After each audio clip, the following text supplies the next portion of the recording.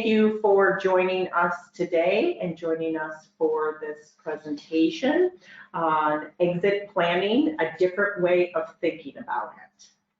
If you own a business and know that someday in the future, you'll hand down your business or sell it, this topic will be important to you.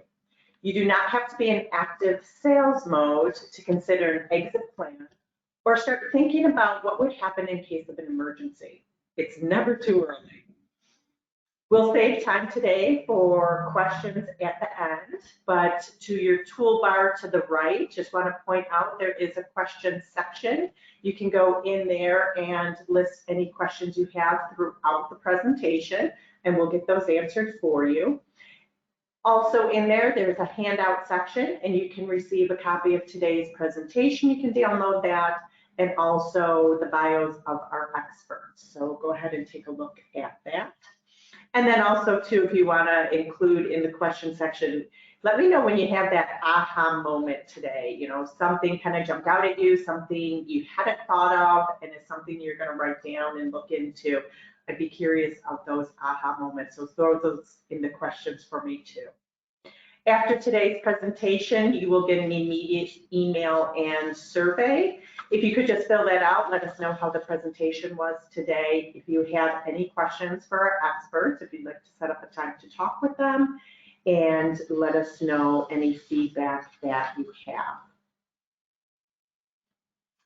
I am Carolyn Powell, the Development Director here at Tronconi & Segarra. I will be your host today, but let's get to our experts.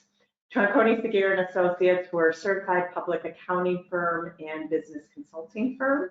Mark Ferm is a partner here with over 25 years of experience in public accounting, and he has a broad range of industry expertise.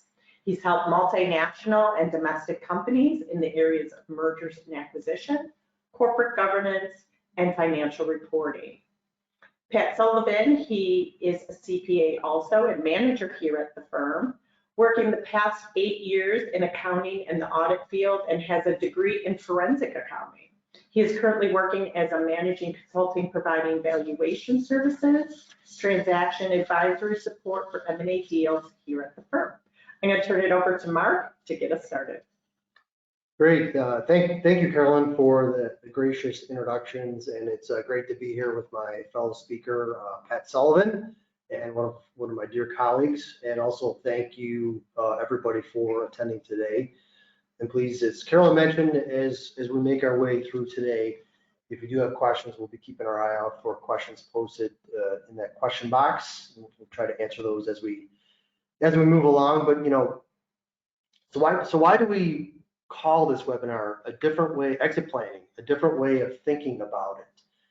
And I think it's primarily as we were preparing for this, you know, Pat and I quickly realized that, you know, talking to a couple of accountants, you know, CPAs turned finance and transaction guys, and you might expect to hear a lot about EBITDA, multiples, valuation, tax planning, tax structuring, terms and conditions on deals, and those are things that Pat and I deal with all the time.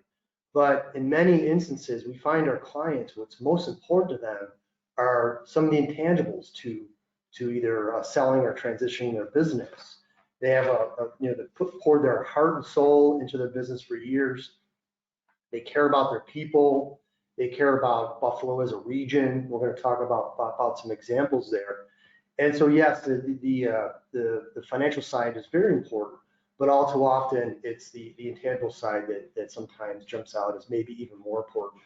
In fact, we had a client a few years ago that had 3 offers for their business, one at 110 million, one for 120, and another for 140 million. And they chose the 120 million, which I think surprised a lot of people because it wasn't the highest offer. And the response we got from our client was, we didn't like the guys that put in the offer for 140 million. They didn't think they were going to treat their people the right way, nor live the legacy that they built for over 35 years. So they chose the $120 million offer. Now, of course, having a 9-figure offer, they couldn't go wrong either way. But it was interesting kind of hear the rationale as to why they chose that specific offer. So moving on to today's agenda, we're going to talk about today's challenges, some of the current environment we see, both geopolitically as well as economically. We'll talk about some of those factors, and then talk about the solution, as we call it. Now, there isn't a silver bullet to really any transaction. Every transaction is different. So there isn't the solution, but we'll call it the solution, a framework or a methodology that we'll talk about in getting your business ready for whatever it is you decide to do, which could be an exit or could be to just continue to own it. We'll talk a little bit about preparing for sale and what owners can take a look at, and then a few exit options that we'll kind of talk through. So this is something we talk to clients a lot about, successful businesses, how to turn it from successful to valuable. And what that really means to us is ensuring that it's transferable, ready, and attractive at any point. We'll talk a little bit later on in our presentation about that. I think nearly 50% of all exits are unplanned or involuntary. And so that's quite a stark statistic that we saw in preparing for this today. And so it's being ready for sale at any point, because if that does happen, you want to make sure that your own personal business and financial goals are aligned with that transaction, and that you can take care of your family and others around you, as well as your employees, to ensure a smooth transition, as well as try to get as much value out of that transaction as possible. Yeah, and actually real quick, if we could hop back to that slide, I just want to emphasize that, those three little words, at any point. Exit planning should be not seen for just those that are looking to exit in the short term, kind of ensuring that you leave yourself enough runway to create and implement any actionable strategic plans that you might have to optimize your company, optimize your return should begin, kind of well in advance of an actual exit. So just wanted to include that real quick before I move on. So today's challenges, we're just going to highlight some of the key challenges that business owners are facing through some statistics and, the overarching big boy challenges here. So economic and social forces in play. I don't think it's a surprise to anyone that we are in a unprecedented generational transfer, both economically and socially. There's a number of stats out here that I do want to highlight that kind of show the transfer of wealth that is occurring. And they're basically all pointing to the same thing, that baby boomers are transitioning into retirement. So baby boomers actually account for approximately 40% of small businesses and or franchise ownership. Roughly 10,000 baby boomers are retiring each day. And this one's pretty crazy, but there's actually an estimated 84.4 trillion in wealth that's to be transferred by the year 2045. So, these stats, there's a lot of generational wealth that's being transferred down. But I think, we were kind of joking around as we were putting these slides together. We go through this slide in particular, and we, kind of see how accurate these, the attributes, the values between the different generations.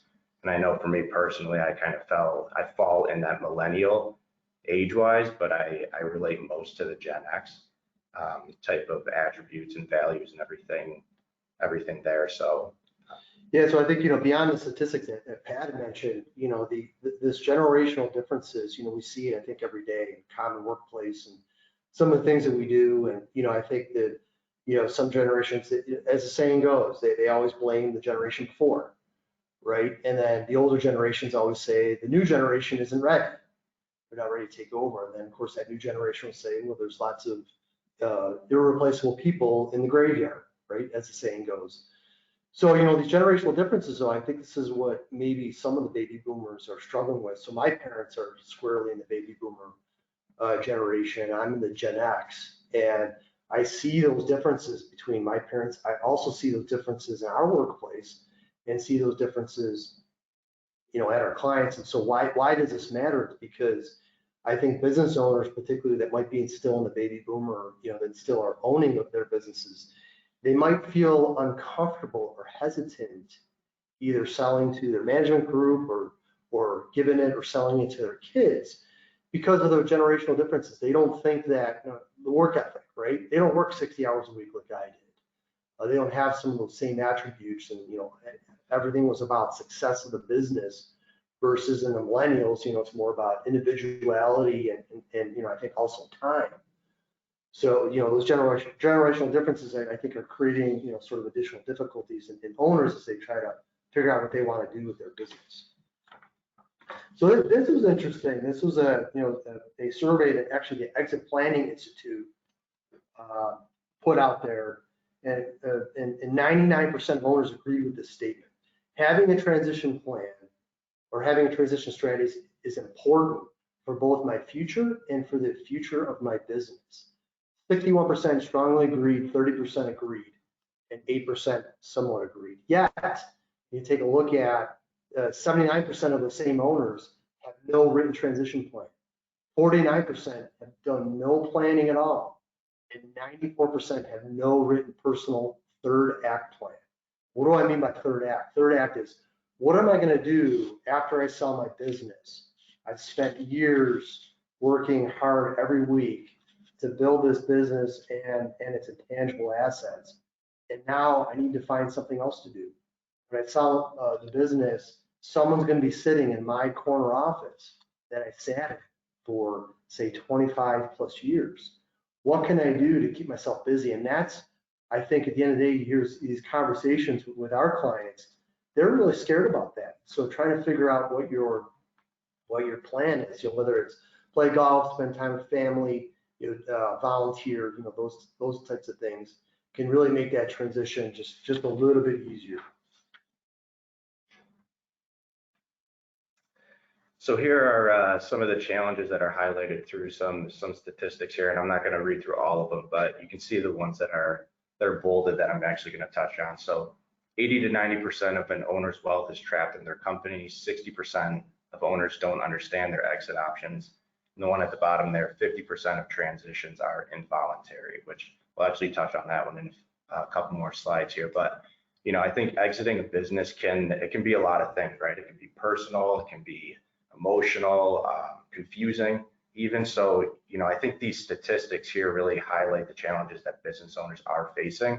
And I think a majority of them can actually be not only prevented, but at least addressed, right? So the first statistics, this is a lot of people's retirement, right? So it kind of serves as a reminder that the sooner you start working on your business, identifying those weaknesses, forming and implementing strategic plans, getting those succession plans, contingency plans in writing and communicated to your trusted advisors, the better off you're going to be in the long run. So, and I think through this process as well, you're going to start understanding the options that are available to you. And further, I think you're then going to be able to realize, okay, am I personally ready for this transition out of my business? And then number two, is my business ready for this transition? Am I going to get the maximum value that I need to supplement the personal financial means that I need after the fact? So, exit planning, I guess, is more of a business strategy that should be implemented much earlier in the process. I think we had also a question that came up. Do you have these characteristics, meaning the slide with the generational differences? For Gen Z, actually, we don't have that in front of us. I guess we could kind of talk about it anecdotally. I don't know if you do, Pat. You're a little bit closer to the Gen Z generation. Yeah, I mean, I have a sister who's in that bucket, but I think going back to it, it's funny. A lot of the generational shifts that we do see, right? Like they're more interested in the technology, media, healthcare type sectors, to where it's creating some uncertainties and then kind of an interesting dynamic between maybe succession plans that business owners are ultimately dealing with. So as Mark kind of alluded to before, some owners may not see their children or immediate successors as a fit, whether, for whatever reason. So for Gen Z, I do think that it's just an interesting dynamic to see, their interest and how it's ultimately going to play out in the long run. But I think that one of the things in the context of that conversation about generational differences and why maybe some say, for example, the baby boomers are maybe uncomfortable with, even with my generation and the Generation X. But I think some of the feedback that I hear sort of in the boardrooms and other sort of executive meetings about Gen Z is, hey, they don't seem like they want to come into the office, right? They want to work from home, and how do we develop those relationships and the training and things like that? And just again, in the context of, just those differences. Now, again, with that said, I've now seen probably two or three different changes of either ownership and or generations within businesses, and each and every single one said the next generation is not going to be able to do it, right? And they almost always do. So try to figure out that way of accomplishing that transition. So. All right, so here we have our first challenge. As we highlighted with the stats on the previous slide, many owners are unprepared. You can see here uncertainty. Maybe they're not sure if this is transitioning out of the business is the next logical step for them. We have confidentiality, income trap, not urgent. Think they have more time than they really do. What next? I think this is a big one. A lot of business owners, this was your day-to-day for the past 20, 30, 40 years. So trying to figure out what you're going to do with your time and efforts outside of the business is definitely a big thing to consider. And I think the more prepared you are, the more comfortable you're going to be with your decision at the end of the day. And then lastly, we have misinformed. Yeah, so misinformed, I think that, sometimes we hear the country club stories, right? Someone mentions, hey, I got someone at my club who said they sold for 10 times EBITDA, some crazy amount of money. And so many times that does happen, but those could be unique circumstances. You don't know the circumstances. You don't know, it could be a very niche business. You could have a strategic buyer that's interested in sort of getting into that market, whether geographically or some line of business. And so that not knowing those details could cause a business owner to be misinformed about what their value might be or what their business's value might be.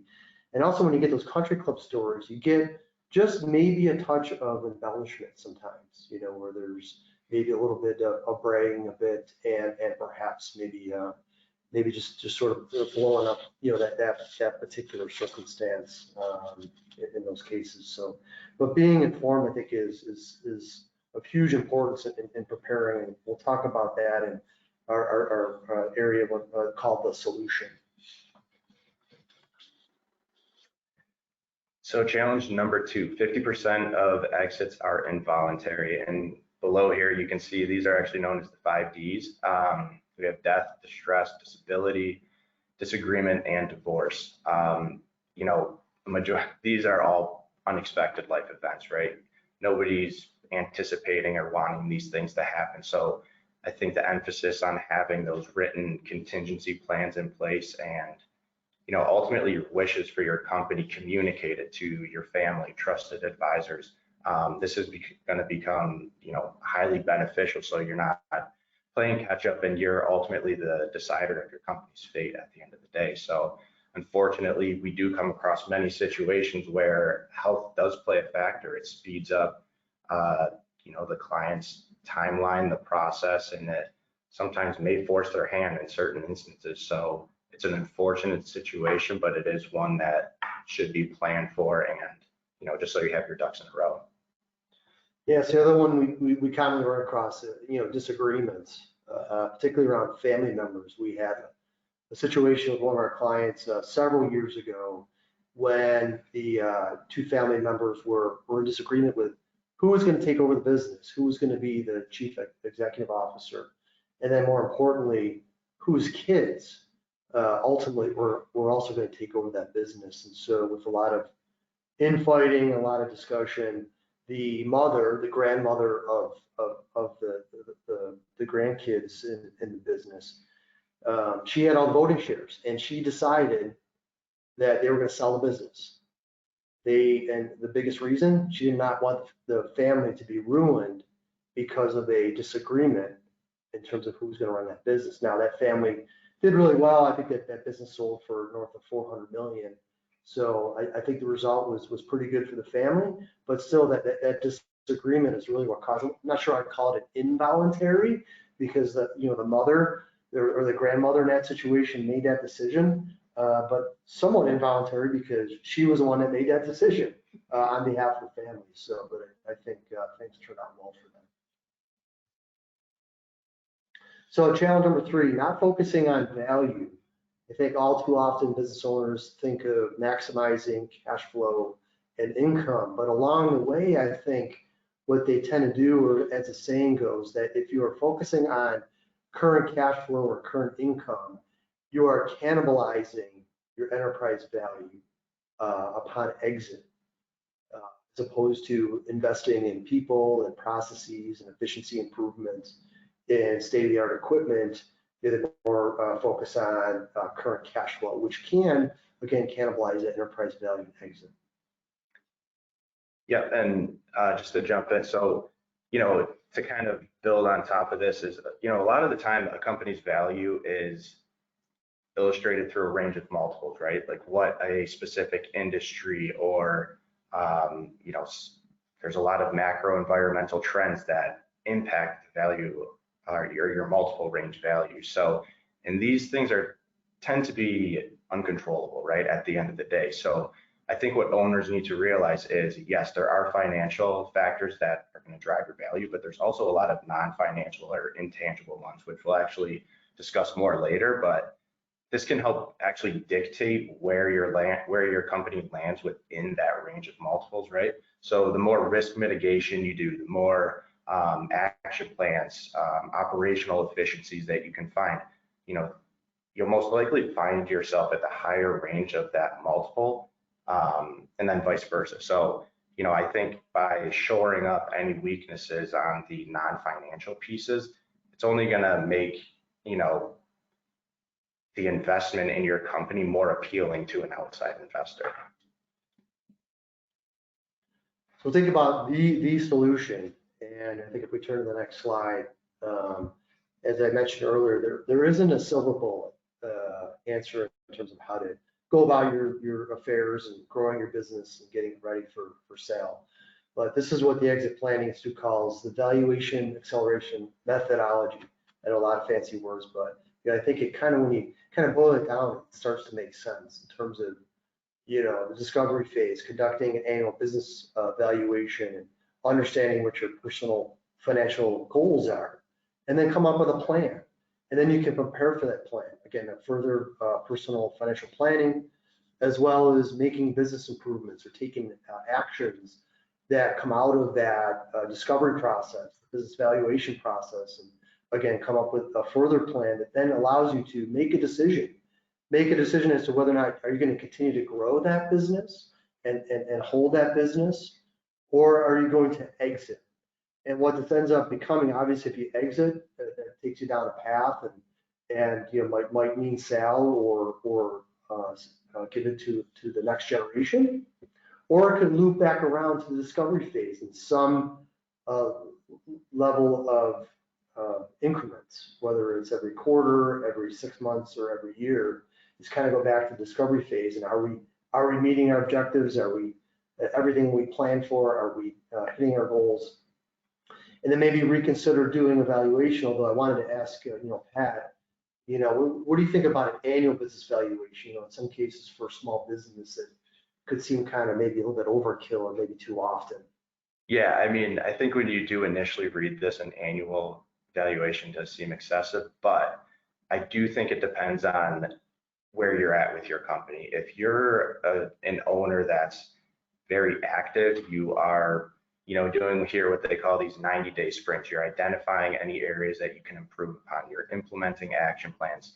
I do think that a recurring touch point or valuation could be beneficial, right? Because you can see, say you implemented a new inventory tracking system, it created some efficiencies, and in turn, it also created an improvement to your bottom line through cost savings, right? Or transitioning knowledge from the owner, so there's less reliance on the owner, down to the team members to make your pipeline of employees more strong, right? Like these are things that if you're actively improving and doing things to mitigate risks over time, that's where I think that an annual valuation can come into play and be a nice benchmark, because you can take these measurable actions that you've taken and implemented over time and see what's working, what's not working, where am I getting the most value. And these regular touch points, I don't think can really hurt at the end of the day. So and those updates can be more sort of it could be just updates, right? Yeah. Just a little bit of higher level of an update on that valuation. I think it can, in some a level of cadence, again, whether it's every year or every 2 years, is sort of bring the business owners, his family and their advisors sort of back to the table and kind of discussing where we at, what other things can we do to drive that value, and have we taken the action items that we had planned. So owner preparation, I want to talk about some of the things you can do to prepare for the exit, which there's many different options that we'll talk about later, but in preparing for that along the way. So the question asked is, what would you imagine are the typical readiness for preparedness issues? So first, we're going to start with personal readiness. It's maybe the most important. Again, as we talked about earlier on, that many times people think about the financial aspects. What do my financials look like? What kind of multiple might I expect? What are the tax implications? I think we usually recommend start with the personal readiness, and that's many people feel that loss of identity. We spend my wife owns a small business, and she started in 1993, opened her doors and said, I'm going to teach dance. She's got a small dance, actually not a small dance studio anymore, relatively good sized dance studio.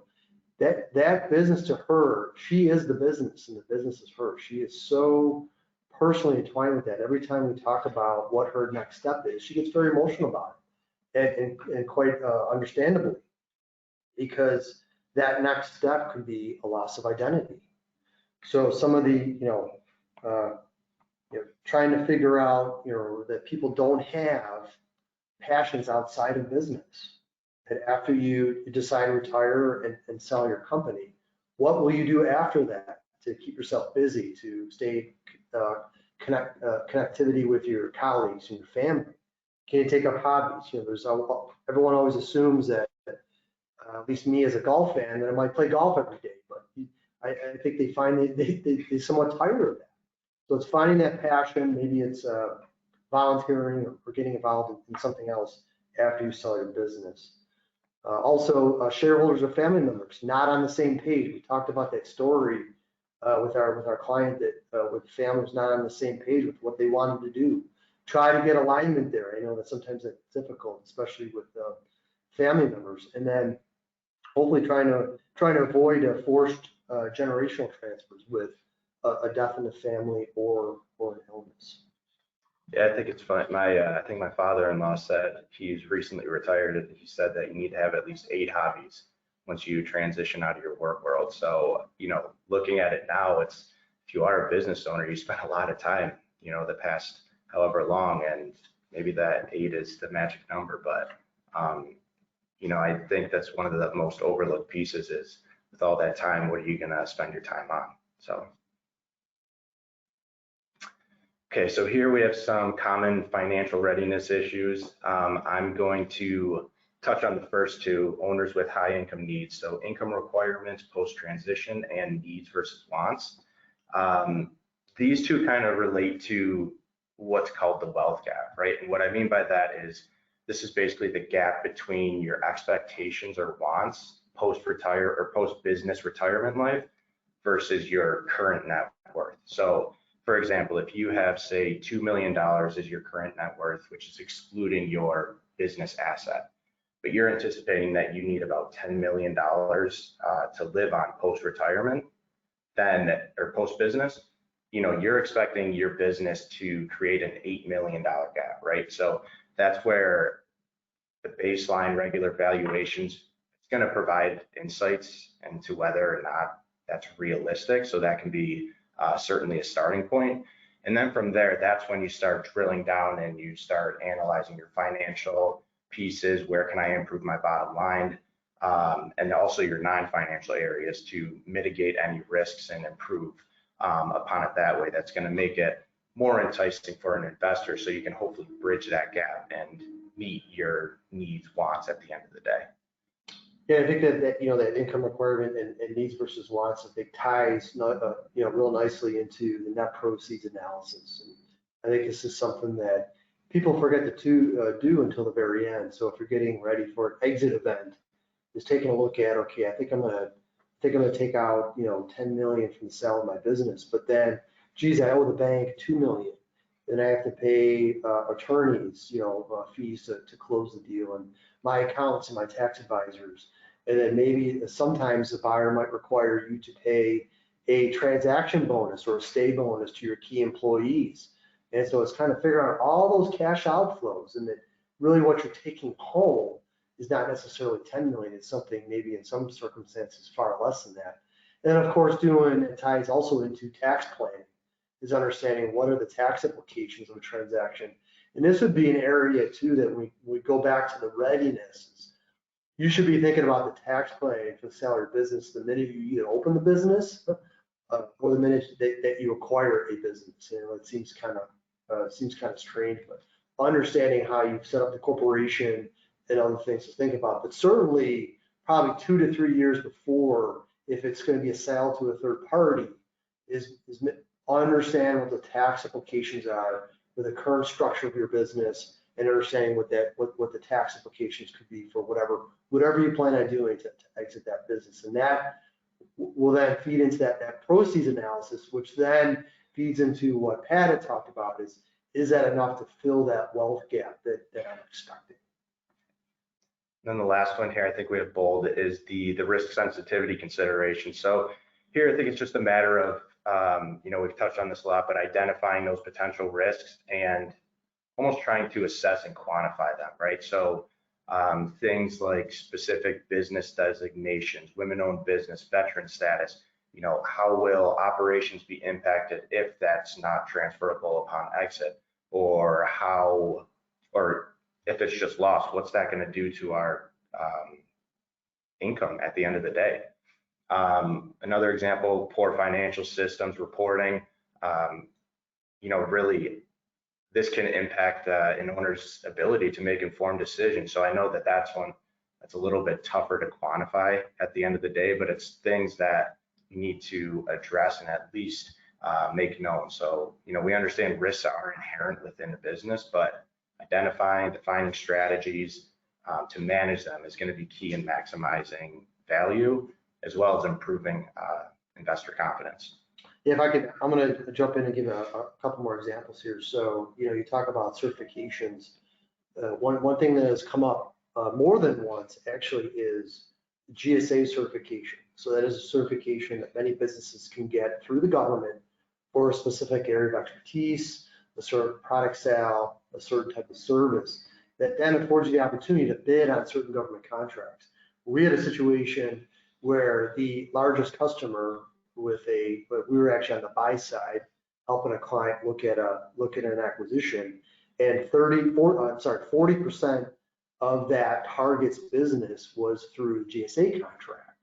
You might say, well, geez, is that transferable? This was a small business that had a small business set aside, and because we were considered a large business, that set aside actually would sunset after the deal closed. So we quickly figured out that we're going to lose about 40% of the revenue stream just because that company was now owned by a quote large business.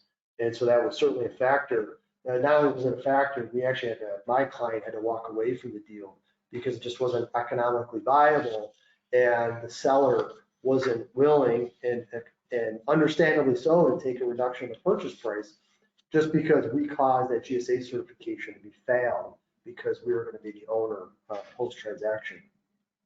And then a couple other things that we do see is an inactive buyer market. So Pat and I help clients look for prospective buyers. The inactive buyer market, specific industries, very niche ones, or just something just is inactive, is something to consider. Some of which could be based on geography.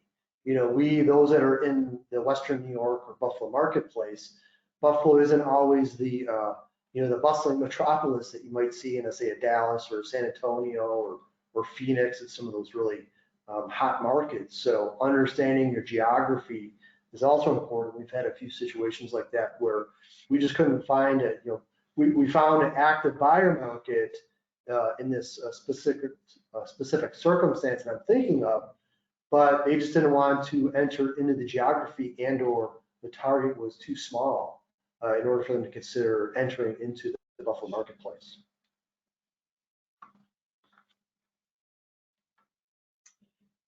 Okay, so here we have some common business readiness issues. So we've actually touched on these a little bit throughout the presentation so far, but tangible versus intangible factors. I think we're all very familiar with the historical EBITDA, your projected financials, identifying add backs. I think, understanding the financial performance of your company is key so that you can maximize the value through your financial operations. That's obviously very, very important. But there's also the intangible side of things that I want to actually dive into a little bit here. And they're actually known as the four intangible capitals, or the 4 C's, right? Number one is going to be human capital. So that's going to be the talent of your team. How strong of a pipeline do you have? How much reliance can you place on those supporting members? Number 2 is going to be customer capital. That's going to be the strength of your relationships with key customers. Do you have significant concentrations in your customer or vendor bases? And also it includes things like your contracts. Do you deal primarily in short term? Do you have some long-term contracts? The idea of a long-term contract would support, more predictable cash flows in the eyes of an investor. Number 3 is going to be structural capital. This is really pointing more towards your internal processes, your controls. How strong of an IT team do you have? How strong of a financial reporting team do you have? Are financials being reviewed monthly by management? Are actionable items being done by key executives, board of directors, that types of thing? And then the last one, number 4, is social capital. So this is going to be the perception both internally and externally. So think of things like morale, the culture of the company, and then even things like the transfer of information. How efficiently is information getting from one department to the other? So understanding that, these are all, yes, not financially driven, but they can maximize value because it's going to be one of those things that potential investors may be able to find some synergistic value with, or they're going to identify, oh yeah, they have this shored up pretty well to where we don't have to spend this amount of money to combat that weakness. So it's going to have a direct value on, like I said, the value and ultimately the transaction price if you were to exit. Yeah, you talk about, that social capital, and we go back to the question about Gen Z, right? I think that Gen Z, and I have 2 daughters in the Gen Z category, and they are very much into about social responsibility and some of those social issues. So those owners that are baby boomers might not necessarily understand that per se, or have a perception of that as much. But if you're selling to, say, a member of Gen Z, that social aspect is hugely important. So when we talk about capital, we talk about business, or is the business bankable? And you might sometimes get that question, well, that's the buyer's problem. Like if I'm a seller, like why do I have to worry about it being bankable? It's because many deals are leveraged by a bank. A buyer will come to the table with some cash on the barrel, if you will, but they're going to borrow. They're going to borrow from a bank. So the better that you can make your business bankable in terms of consistent and high profitability, strong collateral, strong working capital, and being in an attractive industry and seeing an increase in profitability. Those are all factors that can make you more bankable and ensure not only a higher value, but getting the deal done and getting the deal done quickly. And then lastly, credibility of financial information. The one thing, we have lots of clients that call us and say, hey, just FYI, I sent some financial information over. I sent my tax returns over to somebody who wanted to review them because they're looking at acquiring my business. So, oh man, why did you do that? Why did you send your tax returns? Because it really doesn't paint a very necessarily from a valuation standpoint, not necessarily an accurate picture in terms of how that business will really be valued. So having a credible financial information that again is ready to go when you are ready, I think makes perfect sense. But if you ever ask for information, just sort of stop and pause and ask your chief financial officer, and maybe you want to keep it confidential. So if not, your CFO, your trusted advisor, an attorney, or your accountant. Just ask them, hey, before I send this over, what should I be sending? And that's hugely important. Because once it's ended, you really can't retract it back. So being ready to exit without wanting to sell. What do we mean by that? And I think the theme today being be ready at any time, because that could enhance your value. And I think it also could make your life a little bit easier throughout the process. You might be able to go on vacation for longer periods of time with being more ready, because what you're going to do is you're going to push for a team that's going to help run the business that's best in class, help you run that business. And it'll serve as a contingency plan, and that will make you ready for those non-solicited offers, because they do happen. They do happen quite often. Yeah, and I think this is where, exit planning, it really is a business strategy, at the end of the day. I mean, if you are an owner, why not try and optimize your returns while while you own the business, right? So you can have this many more years of, high operating performance. That's more money into your company to help grow, expand, or that's more money. And then at the end of the day, it's going to be hopefully more money in your pocket once you decide to transition that off. So it just makes good business sense, I think, to consider at least some of these options to maybe take back and see if any can be applicable to hopefully not only help your bottom line, but also mitigate any risk in your business. So just a few checklist items that, that we say that you're prepared when you have, and we're not going to cover each one of these, but just a couple of highlights. Have you spent time and money getting educated and developing a transition plan? And also, maybe most importantly, have you discussed this transition with your loved ones, with your family? As I mentioned before, my wife owns a business, and we have that conversation almost once a year, and it gets very emotional. But I know that if something happens, I know what her wishes are. And I've had clients that have called me where they've had an illness or something that they're not sure what's going to happen. They've mentioned to us, or our team here, hey, just so you know, I've talked to my family members and had indicated that if something happens to me during surgery or whatever the case is, please call my team over there or call my attorney, so that because they're aware of what my thoughts and desires are. But it's having those conversations, I think, real time are really important, and maybe help people sleep better at night. And then help establish a transition advisory team. So I think it's both internal for those that have key employees, having those key people that are involved in that planning process, and of course an attorney, probably your CPA, potentially an investment advisor. Having those team members apprised of kind of what your plans are, so they can help you plan for that, not only financially but non-financially.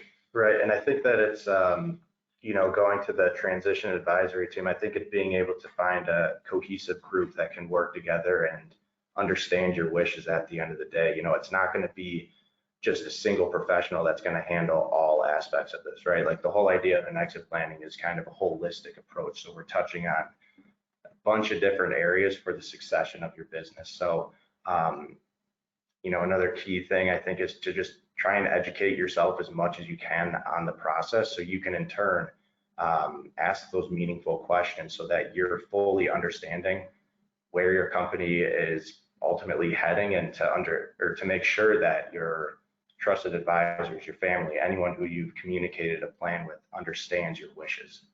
Yeah, and also acknowledging, and sometimes this is difficult to do, acknowledging that some team members that you might have, advisors or otherwise, aren't necessarily transaction experts. So even attorneys, we find very often, who they might have been working with an attorney forever, great practitioner, and really knows what they're doing, but but may not do a lot of transactions. So it's kind of understanding, who is that team? Who could that team be to help me through that process, and important to identify those types of things.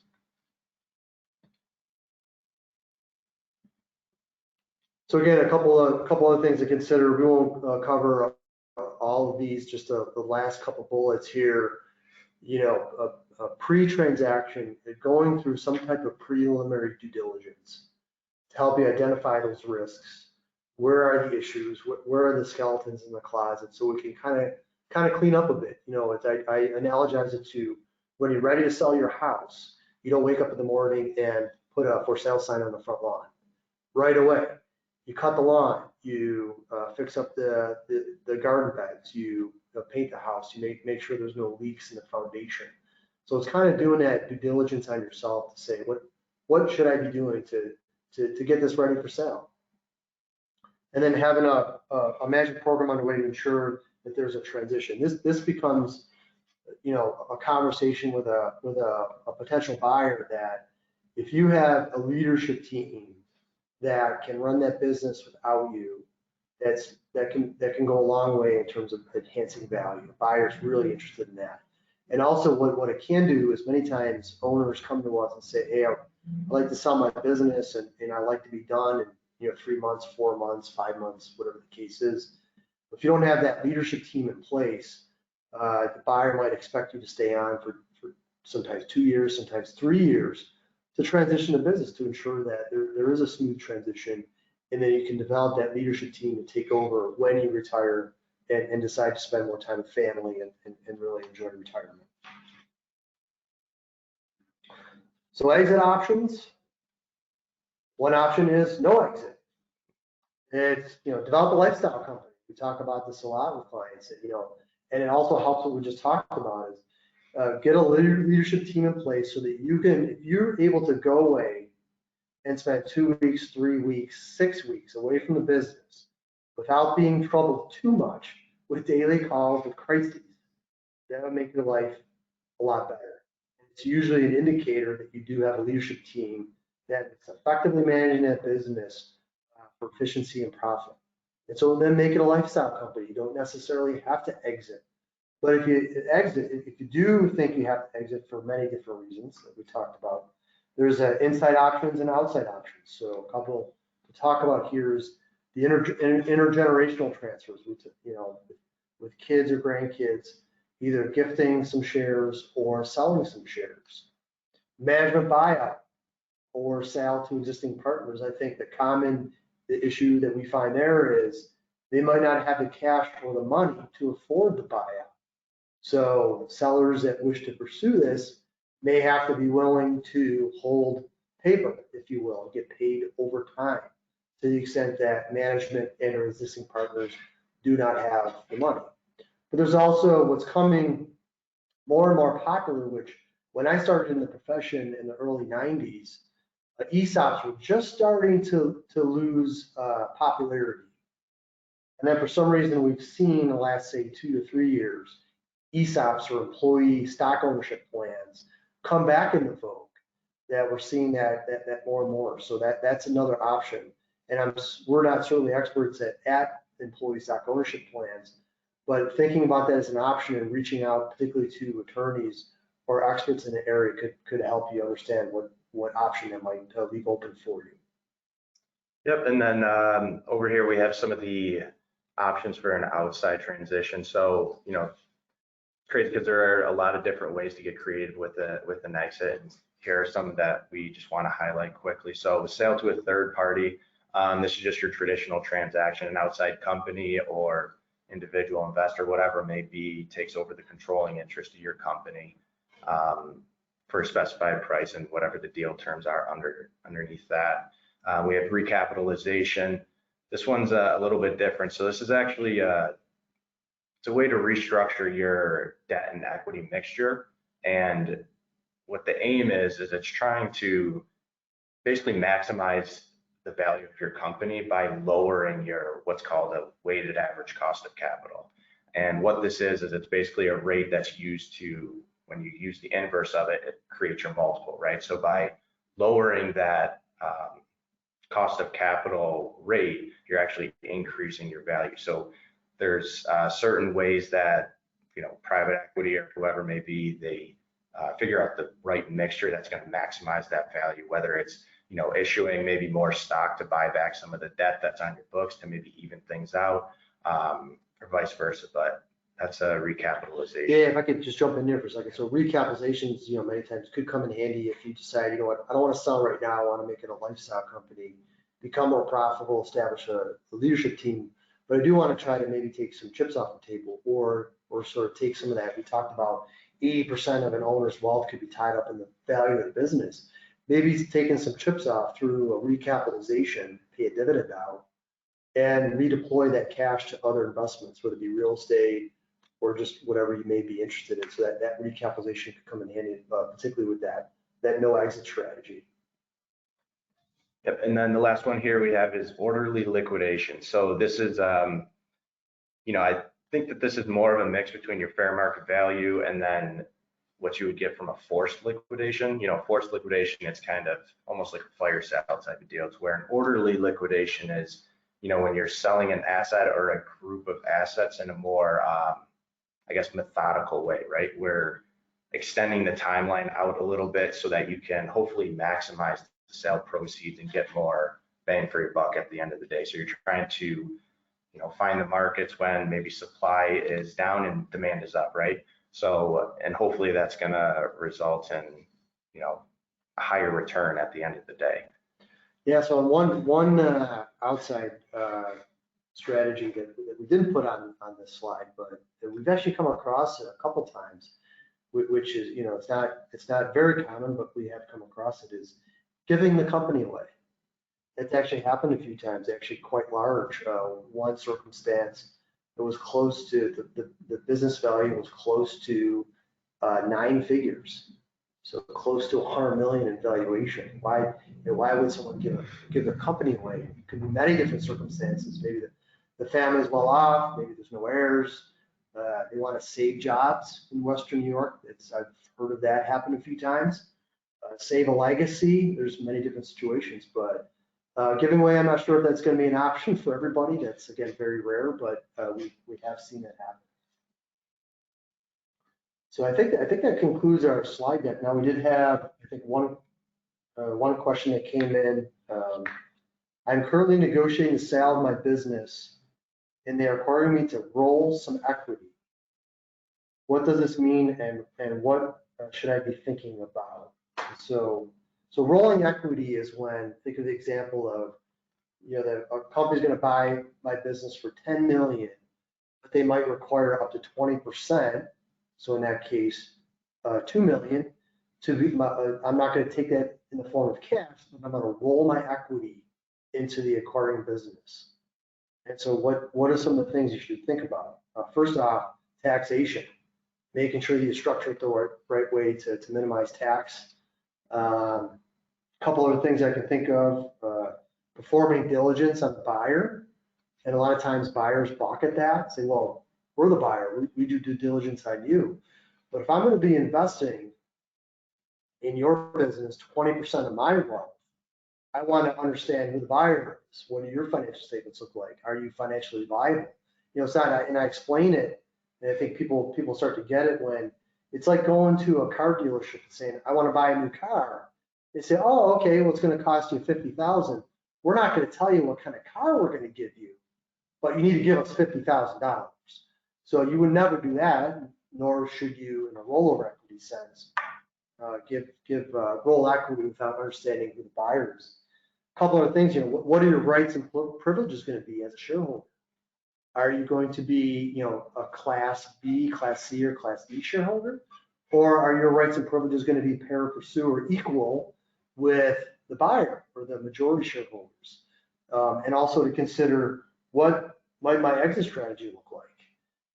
Knowing that some of my value is still going to be tied up in shares, but because I'm a minority shareholder, I can't really control when and how much I liquidate that asset. So it's understanding those types of things. So appreciate everybody, but I think actually another question. Do you see partial ESOP sales being used to get some chips off the table? Well, in a lot of cases, ESOPs are somewhat of a partial sale, right? Over time, you, through leverage, the employees buy the shares. Not all the shares are usually purchased at once. And then over time, as the business continues to pay down debt and the value either remains the same or increases, additional shares are bought by the ESOP and disseminated to the employees as they invest. So there's a lot of factors in that ESOP scenario, but because it's done over time, you effectively are taking chips off the table over time, and you can reinvest that either in the market or whatever else you want to do. So hopefully that answers that question. I don't think we have anything else. I don't see any other questions in there right now, but we do have a couple minutes if anybody does want to pop anything into the question sections. Our experts will be on for another couple minutes. Just want to also wrap up, thank our experts for all this information and sharing their knowledge with us today. Like I mentioned, we will have a quick survey going out when this does end. So if you could give us any feedback, let us know if you have any questions or if you want to set up a time to meet with Mark and Pat.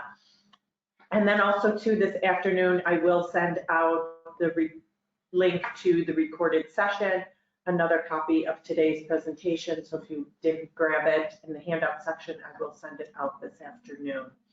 Our next webinar will be May 14th. We'll be discussing QuickBooks Online. Boost your financial efficiency will be the topic, and invites will be going out soon. But we want to thank you today and hope you have a great afternoon. Thanks, everybody.